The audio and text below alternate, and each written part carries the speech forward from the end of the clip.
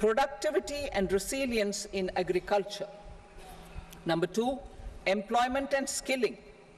Number 3, inclusive human resource development and social justice. 4, manufacturing and services.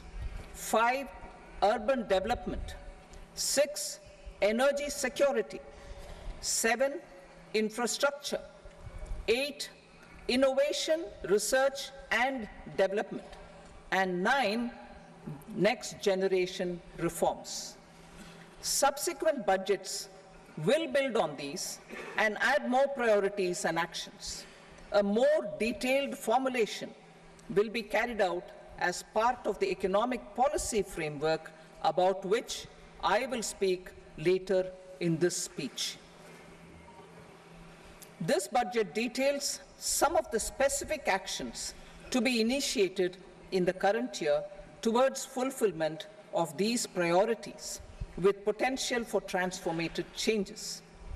The budget also covers some of the previously made announcements with intent to strengthen them and step up their implementation for expediting our journey towards the goal of Viksit Bharat. Priority 1, productivity and resilience in agriculture. Transforming agricultural research. Our government will undertake a comprehensive review of the agricultural research setup to bring the focus on raising productivity and developing climate-resilient varieties. Funding will be provided in challenge mode, including to the private sector. Domain experts, both from the government and outside, will oversee the conduct of such research. Release of new varieties.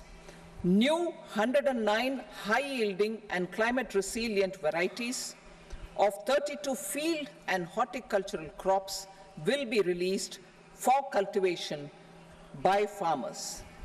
Natural farming.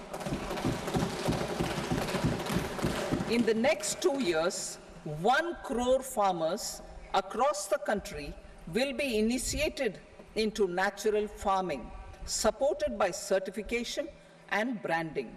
Implementation will be through scientific institutions and willing gram panchayats. 10,000 need-based bio-input resource centers will be established. Missions for pulses and oilseeds.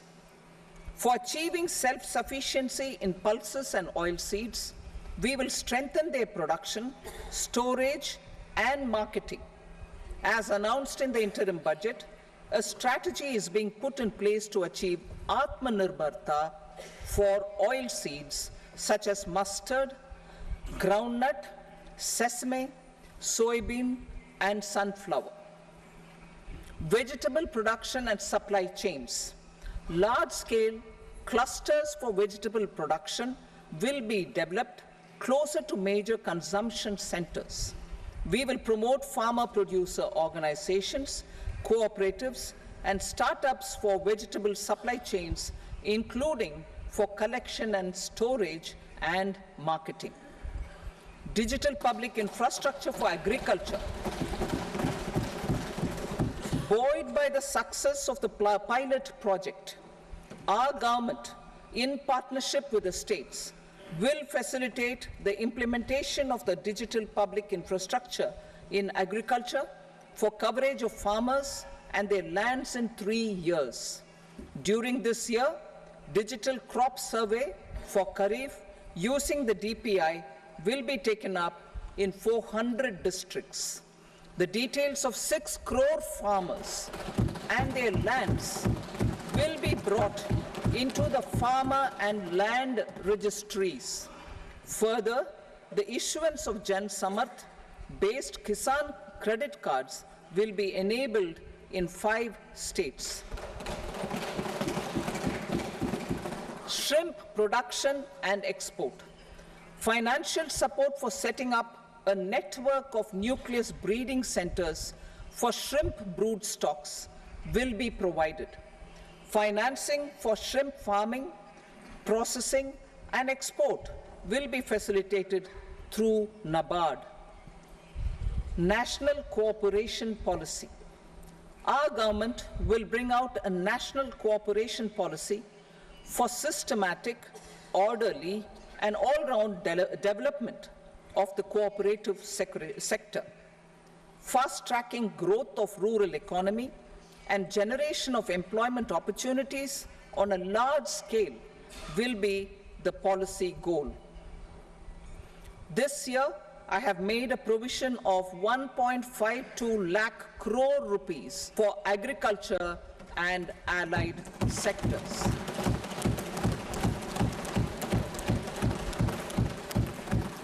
Priority 2, employment and skilling. Employment-linked incentive. Our government will implement following 3 schemes for employment-linked incentive as part of the Prime Minister's package. These will be based on enrollment in the EPFO and focus on recognition of first-time employees and support to employees and employers. Scheme A, first-timers. This scheme will provide 1 month wage to all persons newly entering the workforce in all formal sectors.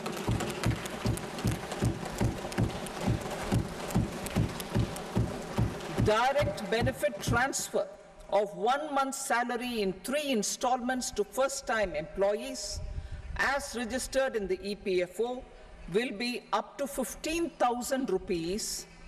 The eligibility limit will be a salary of 1 lakh per month. The scheme is expected to benefit 210 lakh youths.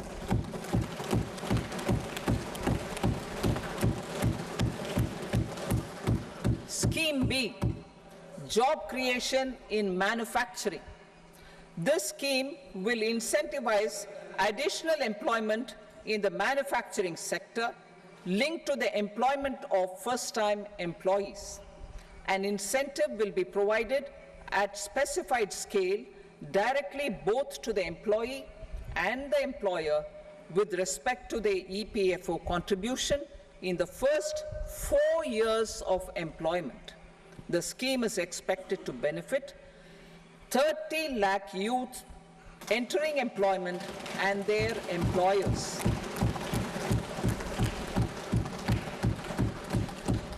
Scheme C, support to employers. This employer-focused scheme will cover additional employment in all sectors. All additional employment within a salary of 1 lakh rupee per month will be counted. The government will reimburse to employers up to 3,000 rupees per month for 2 years towards the EPFO contribution for each additional employee. The scheme is expected to incentivize additional employment of 50 lakh persons.